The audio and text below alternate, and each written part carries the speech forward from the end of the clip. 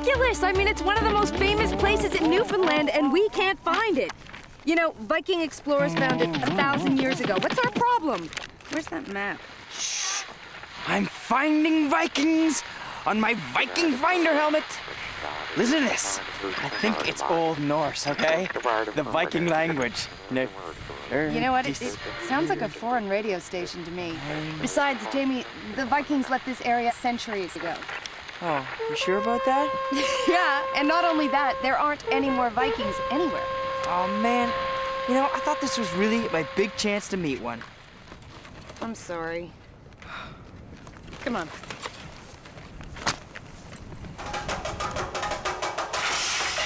Ha ha ha ha! Ooh. In this episode of CG Kids, we head to the historic Great Northern Peninsula of Newfoundland, and then we travel the Strait of Belle Isle to Labrador. We go flying with 17-year-old air cadet Ben Hornet, and then we find out about the ancient Viking explorers who visited this province. We later discover the history of whaling in southern Labrador. In Jay's geology, I'll check out how something as huge and heavy as an iceberg can float. Tiny planes, big bergs, and a guy in a Viking suit. All on this episode of CG Kids. Geographic Kids.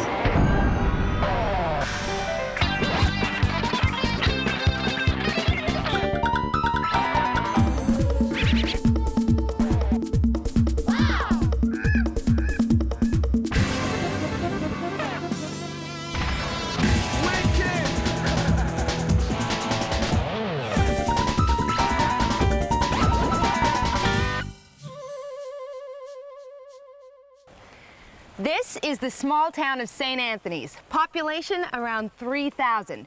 St. Anthony's is in the northern part of the province of Newfoundland.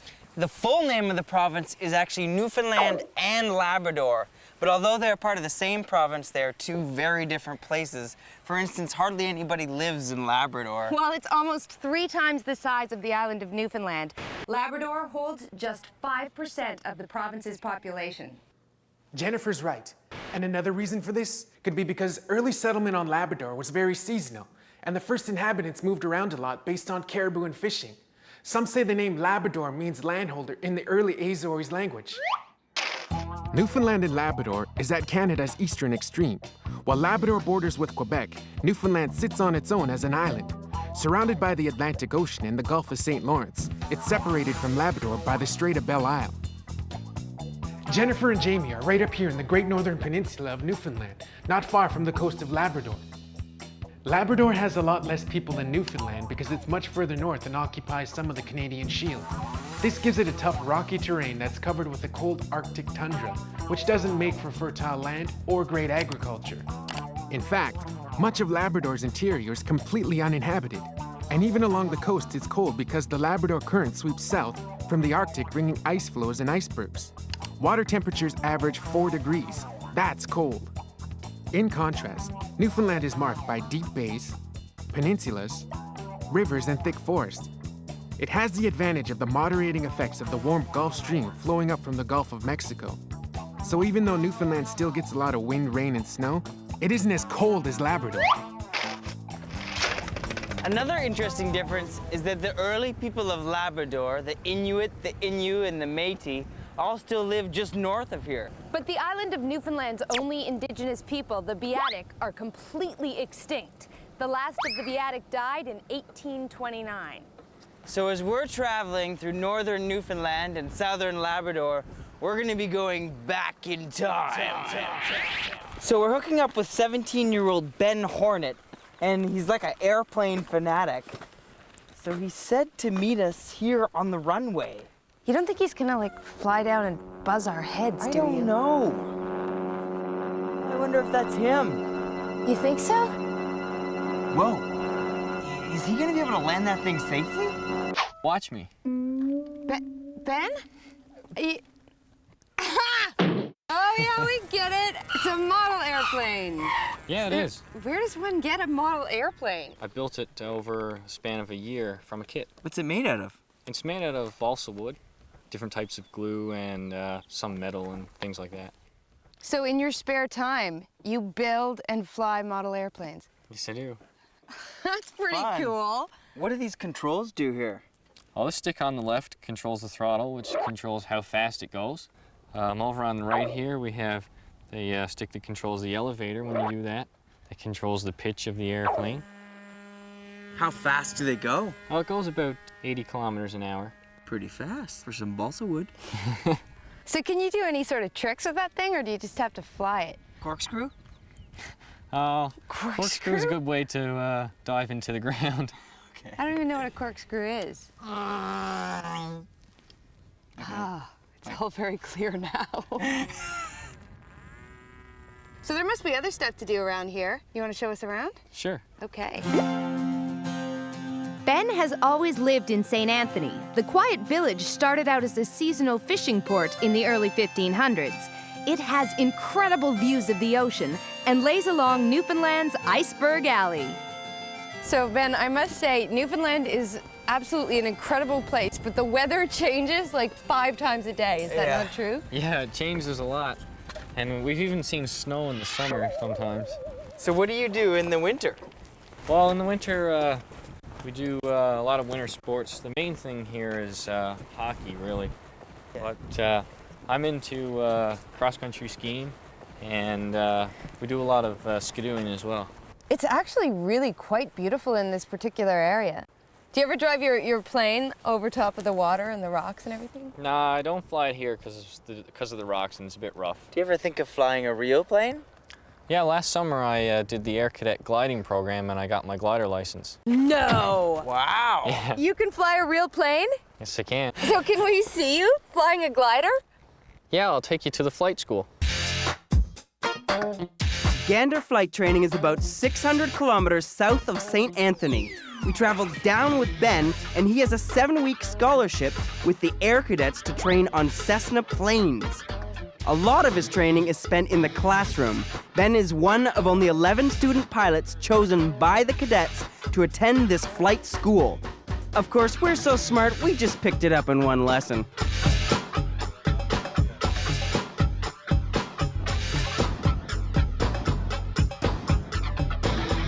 So now that we've gone to school, can we fly? Actually, only one of you is going to get to fly. Furthest to fly their plane wins. You're on. Ben, you be the judge. All right. I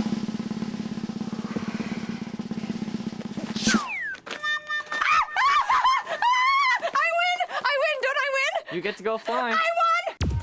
But before taking off, the pilot must do a thorough inspection inside and outside of the plane. Then it's up, up, and away! Okay, maybe I'm not yet qualified to fly, but Ben knows what he's doing with this Cessna 172. He has flown over 40 solo flights, and he's working towards his private pilot's license. Ben wants to become an aeronautical engineer.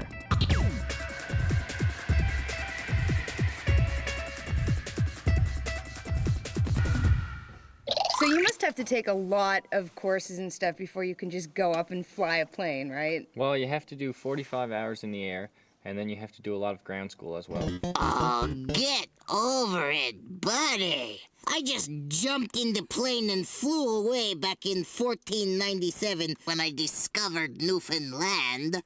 John Cabot discovered Newfoundland. And there weren't planes. They didn't exist yet, Eldon. He came by a boat. I discovered it. What are you talking about? Okay, look, I'm going to show you something, okay? Because if you don't believe me, this is my original map right here. This is a map? Mm-hmm. You just look at that, you'll see. What's Eldonland? That's what I called it first. I was like, Eldon found land, but those fishermen, they argued, you know. Eldon, this isn't even a proper map. It looks nothing like it. Newfoundland isn't even attached to the rest of Canada. Well, haven't you ever heard of continental drift? Here you go, Eldon. You keep going with your fantasy. What? Have fun. What? Come on! I saw it, and then the whales, they pushed the island away from the mainland. It was crazy. There were so many whales, and I was wrestling them. It's that time again! It's triviography time. And the question is, what is Bergie Seltzer? Bergie Seltzer? And it's not something you take when you have an upset tummy. And it's not one of those unusual town names of Newfoundland. See if you can beat Jay to the answer. Because if you do, you could win fabulous prizes. Really? No, I just always wanted to say that.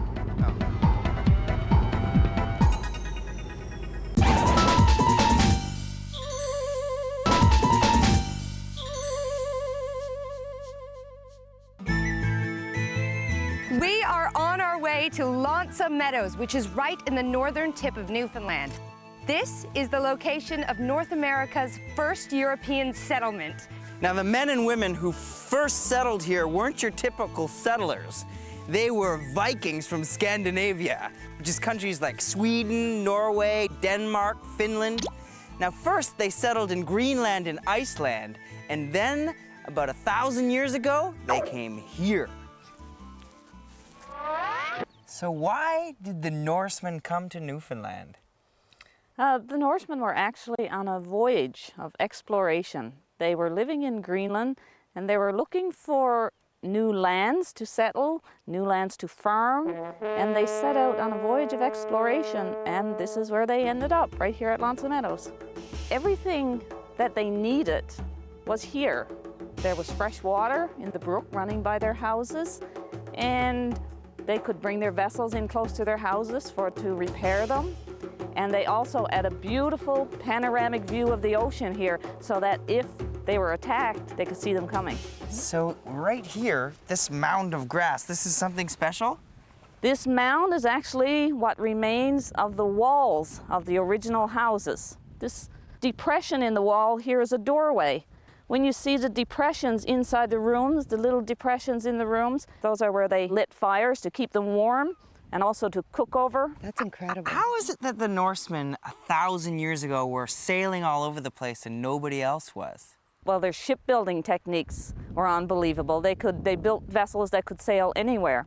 And they were sailing all over Europe. They were into Britain, the British Isles, and this was one of their last major discoveries, I guess, was this land here in North America. It was their last, but actually a first. A first in for North America. America. That's incredible. Diane. Hello! Are you a Viking? No. I'm a Norseman. What? But I could go a Viking at any moment. To go a Viking means to go raiding. Oh. I've no desire today. So Viking isn't actually an actual name, it's an action. Yes, One goes to Vike. one goes a Viking. A Viking we will go. Yes. So this is basically what a Norseman shelter would look like? Yes. Back home, this would be a farmstead for an extended family, basically, to house the ship's crew. And so you would use fur to keep warm? Yes. What would you do in the winter if there were no like vegetables and stuff that we see hanging in here? Well, this is part of normal life, is that you must take care of winter. If you don't take care of winter when it's summer, winter will kill you. Yeah, you gotta bring in fishes, smoke it all, meat you smoke, vegetables you dry. This fish is laid out, this is the kind of food that you would eat? Yes. Do you know any Norse you could teach us? Diane, which is good day. Woe and dying. Diane. Go then dying. Go then dying. Go then dying. Okay, How do you good. say goodbye? Bless. Bless. That's an easy one, bless. Bless. Go then die and bless. Okay, guys, you remember the triviography question. And let me remind you that there'll be no fabulous prizes for getting the answer right. Spoil sport. And let me remind you of the question. What is Bergie Seltzer? Bergie Seltzer. Bergie Seltzer, also known as ice sizzle. It's a really cool phenomenon that is well known to people who have spent time near icebergs. It refers to the continuous cracking and fizzing, sounds made by melting icebergs. The noise is caused by air that has been captured in the ice as the icebergs formed. Melting and salty ocean water cause the icebergs to crack, releasing the trapped air. When the air is released into the water, it fizzes up to the surface, just like bubbles in soda pop. Newfoundland and Labrador are known for the many icebergs in the surrounding waters.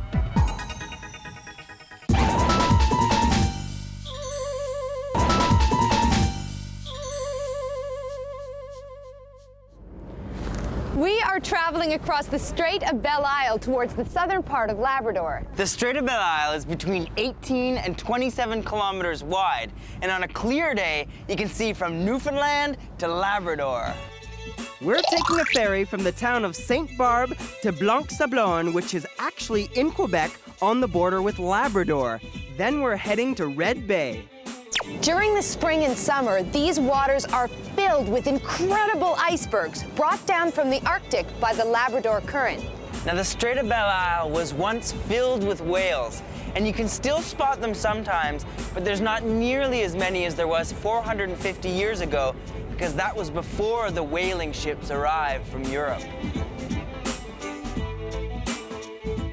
This is Red Bay in Labrador, which was once one of the largest whaling stations in the world. Each summer, Red Bay would be filled with as many as 2,000 whale hunters from northern Spain and southern France. And these whalers knew how to hunt their prey.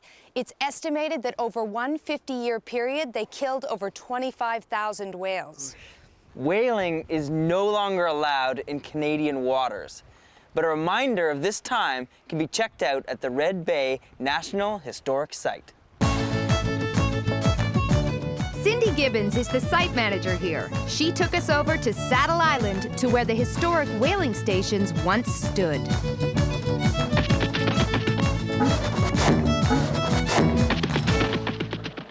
If you look around the harbor here, there were whaling stations all along this shore and all along the shores of Saddle Island. But over there is where the people who came here after the Basques decided to settle. So we couldn't dig under their houses, so we came over here to this island where nobody lives. And what we found here were the remains of 5 or 6 whaling stations like this one here behind us. So, Cindy, through the excavating, what sort of things did you find out about whaling? Because this looks like a mound of grass to me. Yeah, there were actually stone fire pits here, and they were made with local stone and mortar, and they lit fires in there, and that's where they put the cauldrons to melt the whale fat into oil. Okay, we have one station here, and there were 20 in the harbor all around here. Who are the Basque people? Well, the Basque people are from a region that's known as the Basque Country, and is actually located in the Pyrenees Mountains in Spain and France. They are famous for having invented modern whaling. They started hunting right whales in the Bay of Biscay, which is their home waters, in the 11th century. And when those numbers of whales got smaller, they had to look for alternative stocks, more whales. So what happens was they basically followed the whales across the Atlantic Ocean to the Strait of Belle Isle. And they chose Red Bay as one of their main ports because it has such a great harbor. The boats were probably about half the size of the whale. The whale is twice as long as one of the boats that the Basque were using. And they went after it with harpoons. And what kind of boats were they? The Basque called them chalupas. They average about 26 feet in length. Is there one at the museum? Is that true? There is. We have an actual chalupa over there. I would like to see one of these little boats that took down a whale. Let's go. That's crazy. Little boat, big whale. Is this chalupa made out of the original wood? Yeah, this is the original oak. The ship was found in the harbor underneath a larger galleon, and the underwater archaeologists removed it, took it back with them to Ottawa. They actually reassembled it, and then they put it on a huge truck and brought it back to Red Bay so we could display it here. 400 years old. 400 years old.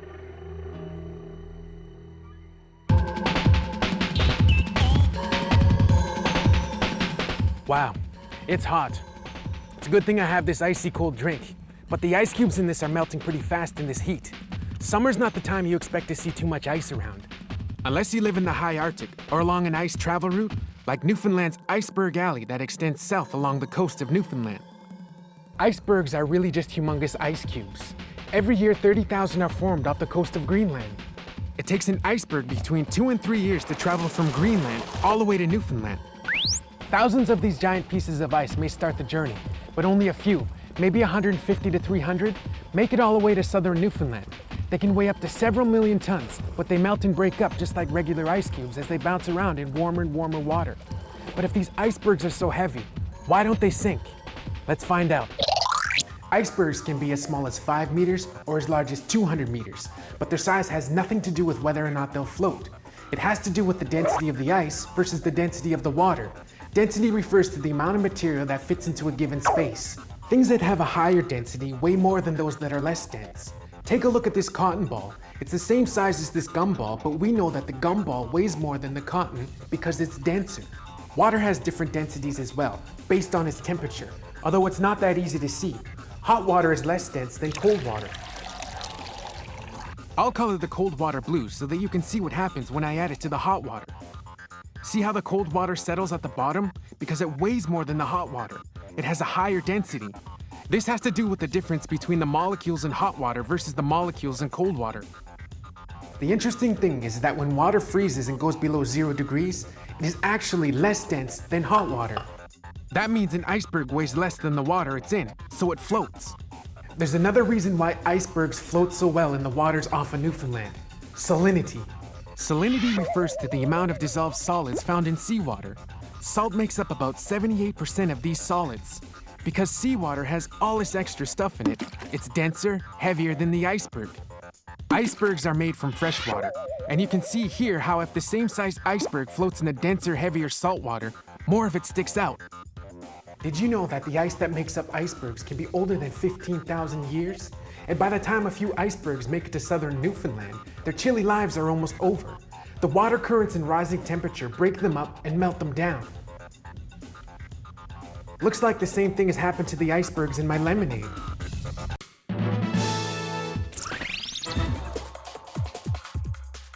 A fantastic fact about Newfoundland is that between 1857 and 1949, before the province became a province, it produced its own postage stamps. The stamps usually showed an important part of Newfoundland's history and were often used by parents to teach their children about the island. Although they haven't been made since Newfoundland became part of Canada, the stamps can still be used to mail letters. Oh, I should have mentioned that the stamps have become much sought after by collectors around the world. In fact, one Newfoundland stamp has been valued at $90,000. That's $90,000. That's one valuable stamp. That was amazing. We got to see so much of Labrador and Newfoundland. Oh yeah, I'm a little disappointed we didn't see any real Vikings. I mean, I spent so much time researching Norse language, building my helmet. Jamie, get over it. We got to see where they lived here. We got to go to that very cool whaling station. Yeah. And then there was that weird teleportation thing at the Gander Flight School. Yeah, that was just cool. Guten Dag.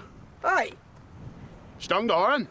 Ah, night. Du beste fly de Pluto-avaturen. Guten Tag. Was that a real Viking? Oh, Jennifer, you know that Vikings no longer exist. Jeez. That was a Viking. 5 times in one day.